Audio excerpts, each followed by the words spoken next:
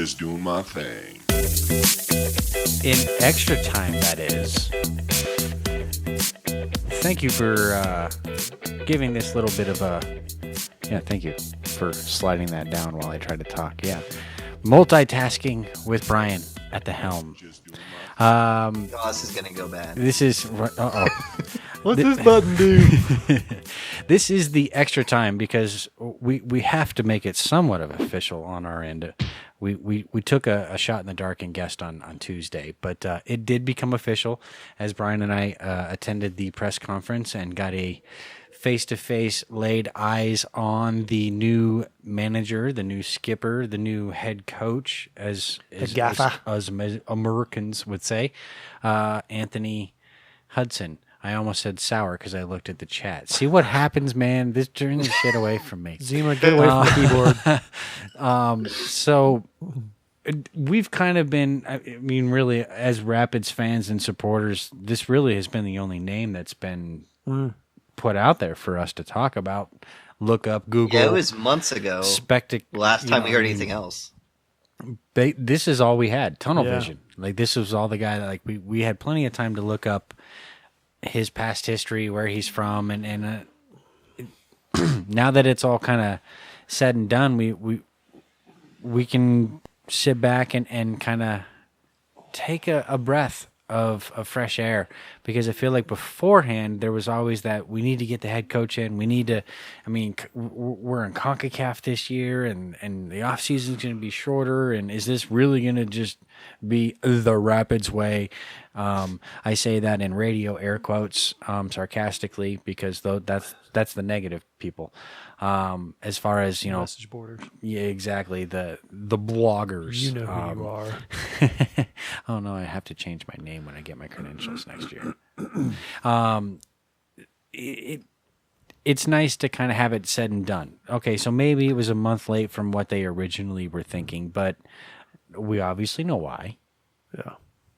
I don't know if maybe they were expecting New Zealand to get as far as they did, to have that match against Peru, to push it back basically a month. Right, yeah. But it happened. But either way, it's done. It's official. He's here.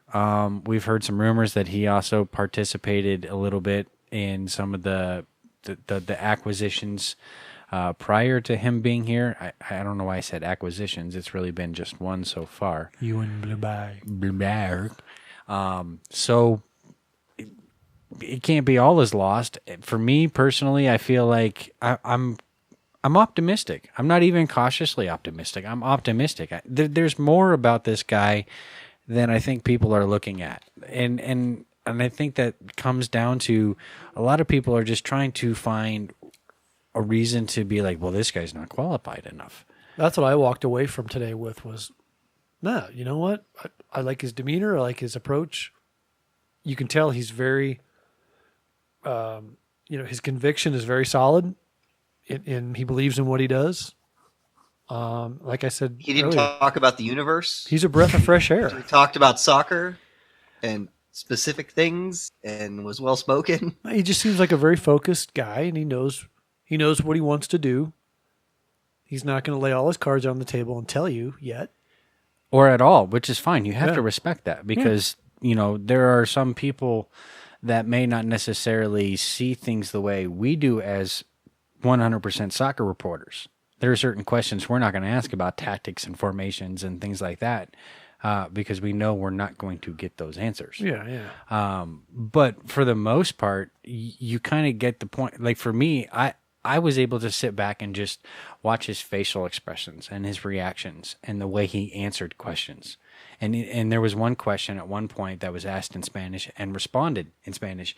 And at that point, I clearly had no idea what was being said. So I had nothing but facial reaction to look at to be able to understand what he was saying. And you could tell this dude wants to be here, is excited to be here, and can't wait to put his quote unquote stamp on the club. Because it's what? It's all about the winning. Which was one of those things that I definitely kind of went off on a tangent about the winning way versus a young attack minded and young and winning was brought up a few times today, and Austin might have tallied up how many times. But one thing that really wasn't attacked was the youth part. Now, it was briefly brought up by the rabbi about, this club is structured from basically 4-year-olds on up.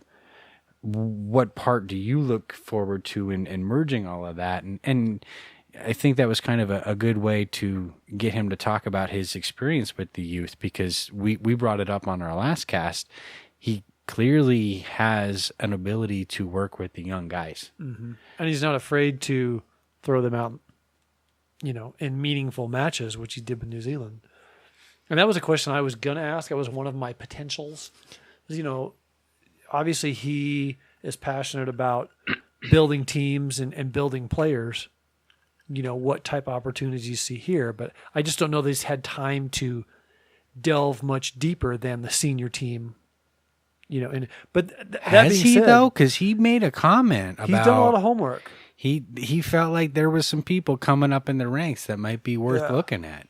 And one of the other things that I picked up on was Mitch's name got brought up a lot, way more than I've ever heard before, to the point where I feel like there might be some people going, "Who's this Mitch guy?" Yeah, he's the director of scouting, and so who's overseas right now, by the way.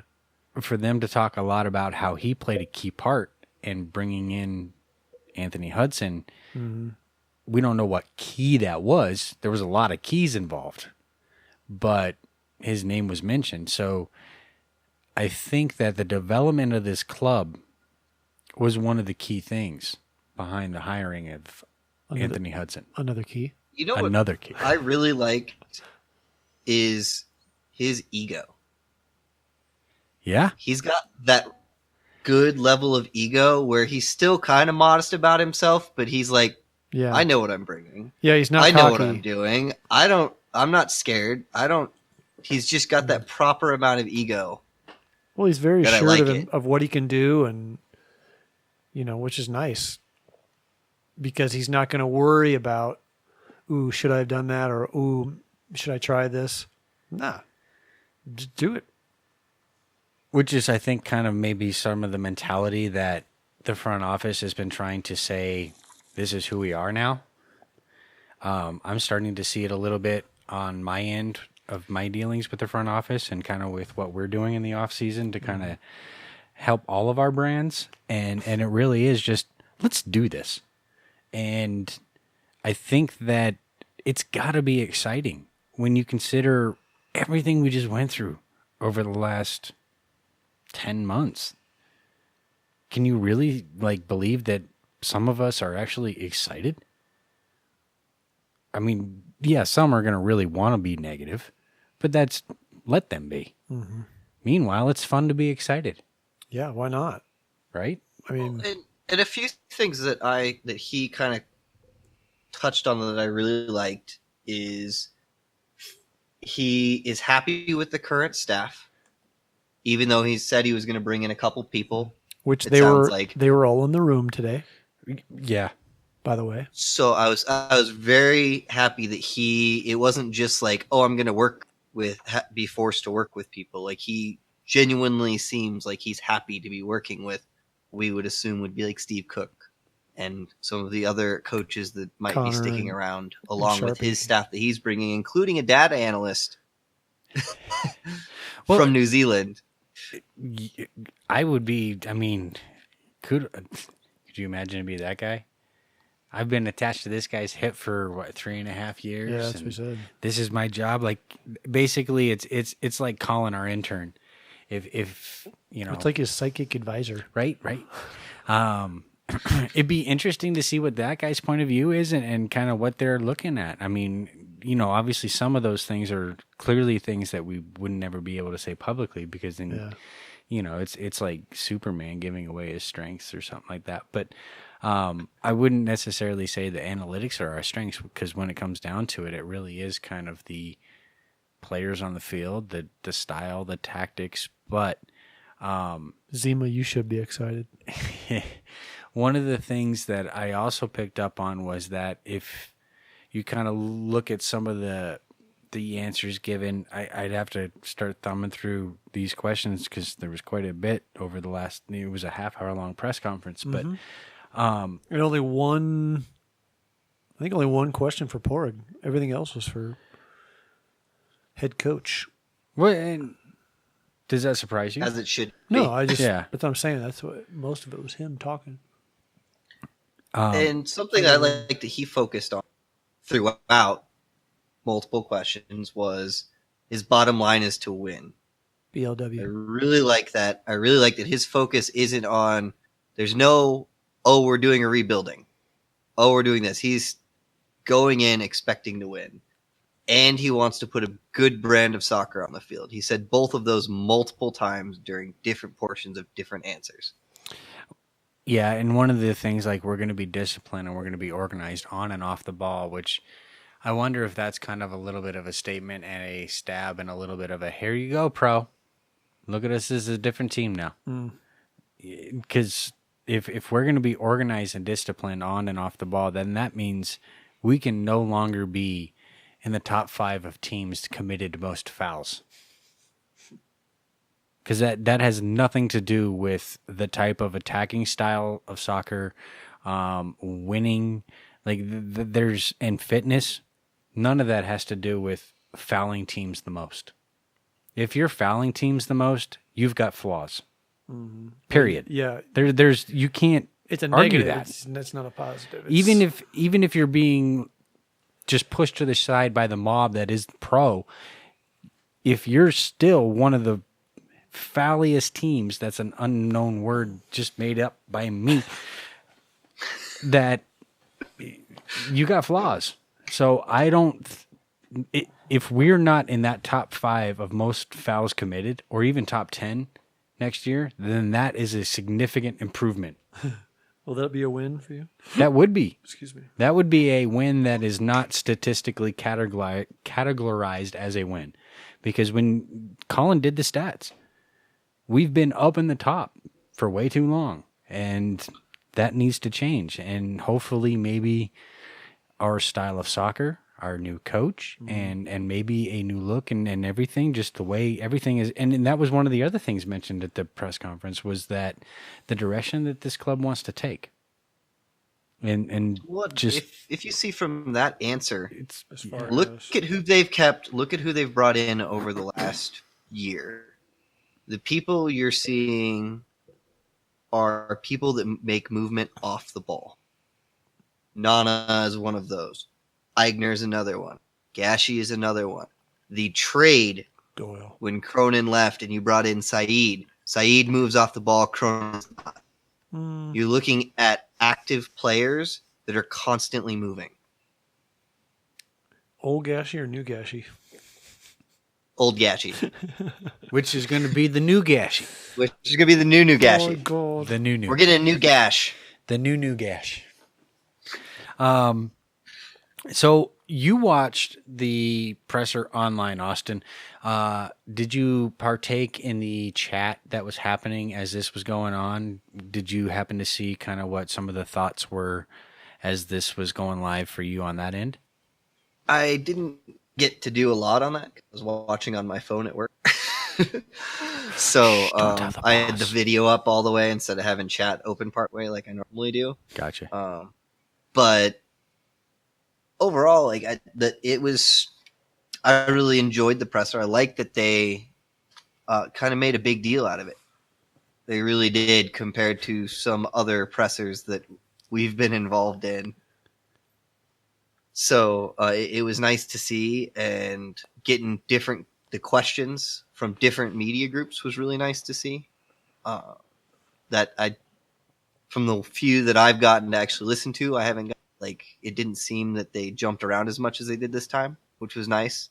Also means we're getting more press. So that'll change once. I mean, because you won't see half those people again.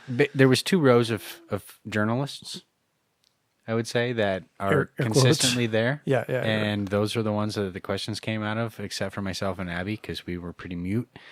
But everyone else, our 2 rows, are pretty much it.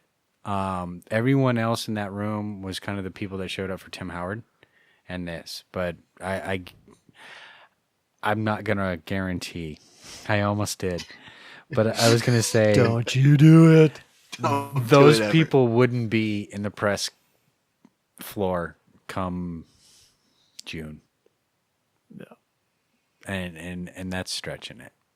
Well, but on the flip side, something to kind of maybe talk about how the organization is trying to really embrace and involve people. Thank you, because I was going to turn it around and say that could change. Look at the quote unquote presser for Stefan Eigner. It was about 5 of us. I was going to say, and no cameras and nothing. It was just really people sitting around the coffee table. But Johan didn't get one. And Ewan hasn't gotten one. But again, this is a head coach. This is a major thing. This is wicked big. They had the same type of thing for Pablo as well. So Pablo's wasn't this big. I mean, it was just, it was in this forum. It was in this type of a thing. So but it just goes to show you that they're trying to step the game up. Oh, I still remember the first one that we were kind of involved in, and that was Gabby.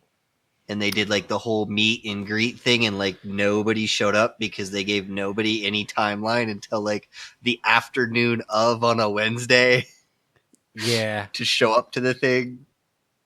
I mean, there's technically a 24-hour window that you're given to be notified. I want to say that we got the invite. It was 24 hours. Around. Legally. Yeah, give or take. So, I mean, it was just that's kind of what you get now. It wasn't there before. No, before it was definitely, but the thing is honestly, there was a real big gap as far as professionalism in the front office between when you and I, Austin, first started to now. Now it's more professional than it's ever been. And to be honest, because of Ryan, it's become fun again. And more exciting and motivating on a whole new level. I can't wait to start writing shit. I haven't felt that way since God knows when. Our new coach is pretty motivated. Right? I could see it in his body language and the way he would smile and how he reacted talked, to things. Exactly. His voice, you just felt energy from him. And if that's the energy he's giving it something that's a presser, right? Imagine what he's going to do in a locker room during a game day. The energy he's going to bring to that locker room, into that sideline, into practice for something that he's truly seems to be passionate about.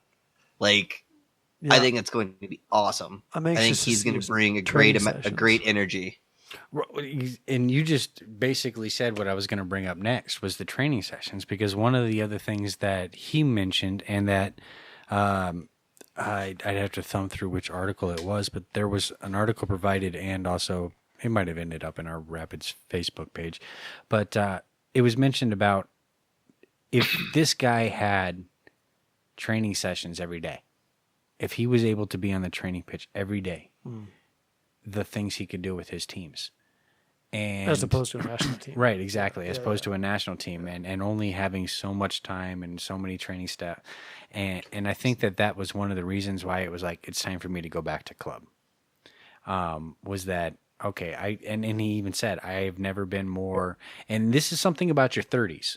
If you're not in your 30s, or if you haven't reached your 30s, you never had that life epiphany. What if you can't Brian, remember? Have you reached your 30s yet? What if you can't remember your 30s? If you can't remember your 30s, then there's no reason to drum up a reason to recreate them. Okay. Let's call it a midlife crisis. And look at it. You're looking at a coach that chose to come here. It wasn't that we were his only offer or anything like that. He had an offer for the current job to stay. And outside of that, he had mentioned that there was others. He did. Yeah. And even on top of that we don't even know about, and he chose to come here. And even Porg said, look, you may not know it because he's been in some really faraway places, New Zealand, Bahrain, whatever. But this is one of the up-and-comers in the world coaching Well, circles. So, and you can believe it, listening to him. So, if they follow his lead, we may have made a nice little coup on this.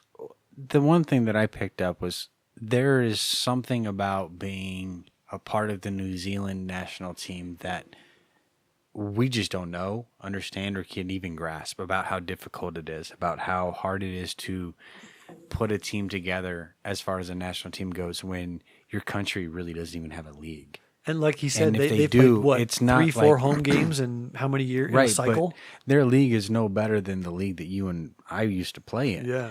Like it's where you deep your talent pool is real vast compared to that, and then you have guys that are in the EPL, and then you've got a half a dozen dudes that are in either USL, NASL, MLS.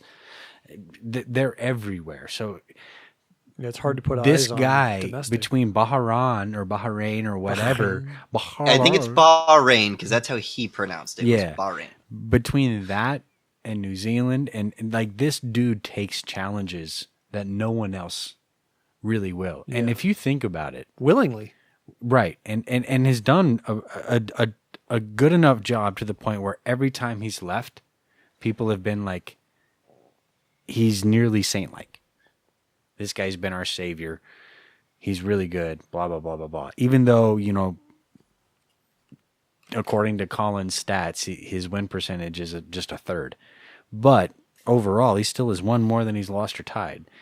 And the that thing says with Colin's something. stats that's an issue is that if you're looking at him taking on maybe some teams that don't have an all-star team, like coaches that walk into LA or Portland or Toronto, NYCFC are getting a lot of really talented players thrown at them versus going into a team that maybe requires a little bit better coaching ability to get the best out of what isn't the best in the league.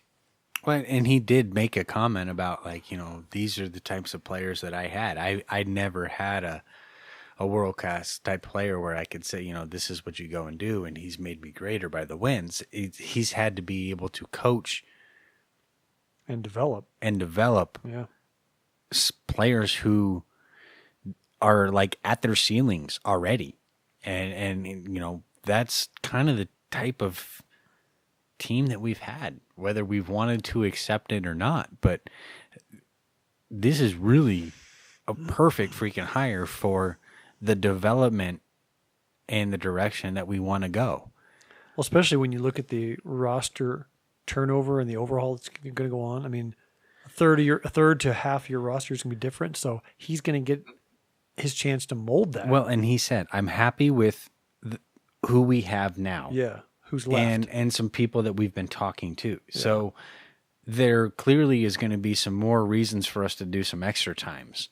And he's been involved, which was kind of interesting. And will be. Mm-hmm. So that's got to be even a more positive thing to the negative Neds and Nancys. Darn it.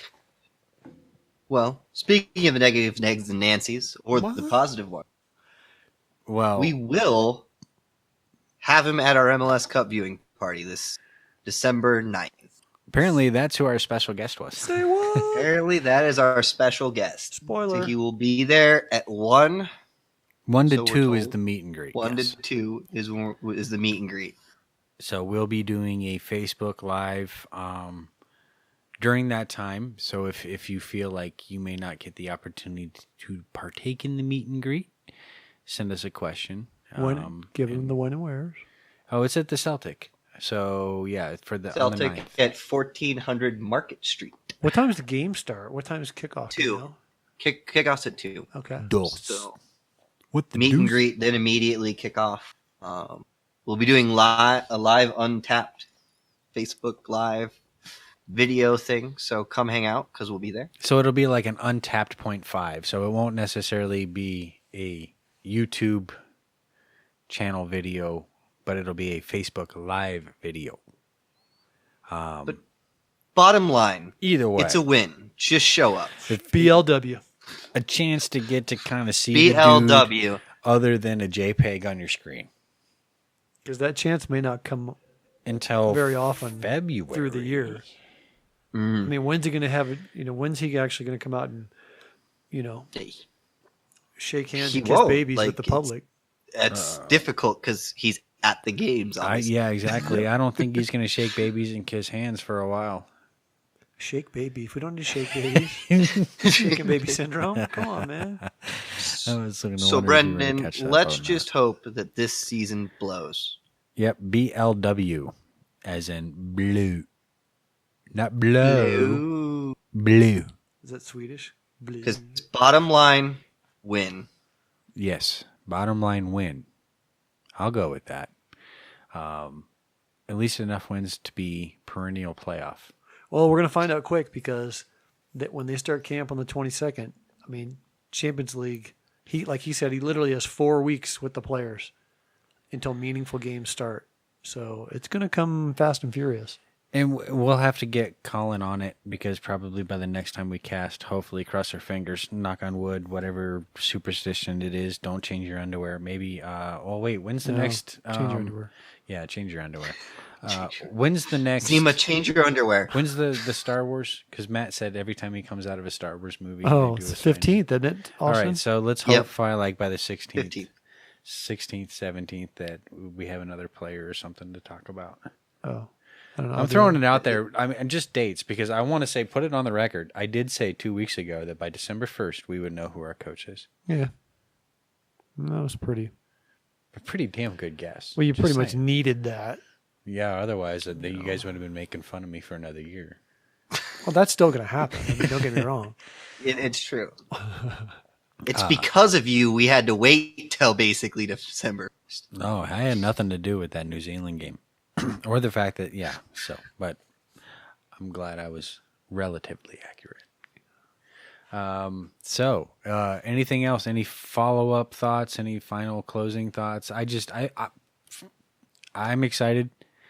And it was a really good feeling to get to see the guy other than a JPEG and to see dialogue. So as someone who reads body language and behavior, this is someone who is excited to be here, who wants to be here, and can't wait to put his quote-unquote stamp on this team. Like, I think that eagerness is an understatement. Mm. Things are going to be mind-blowing. It was kind of cool in the audience today. There was a handful of players. Now, I don't know how much of that is required and how much of it was just encouraged, but when you see some interest shown by those guys too, guys who are still around the city, that's pretty neat. Guys who you don't think would even be in this country right now. Yeah. Nana was there. Azero was there. Michael Azero was there. Like there's some Richie Perez was with him. So it was kind of like, And Brian showed up for more than 10 minutes. I was there early, by the way. 3 minutes earlier than me. That's right. I got there. Although I saw you walking in, I just had to park. Not that it mattered. Anyway. Thanks for listening, everybody. Stay tuned for all of the awesome shit we got coming up because, we couldn't have gone 27 minutes without at least saying shit. So that's it. Thank you to the Rapids RFO for landing this, letting Brian and I partake in the presser. Ditto. And I'm seriously excited for what's to come because I really do think that this is a good signing. It's a par egg signing. It screams of it. And this dude needs to be GM. Pull that interim tag. And on that note, Stampede. I'm not just smart, I'm trained, domesticated. I was raised by a rapper and writer that dated and subsequently procreated.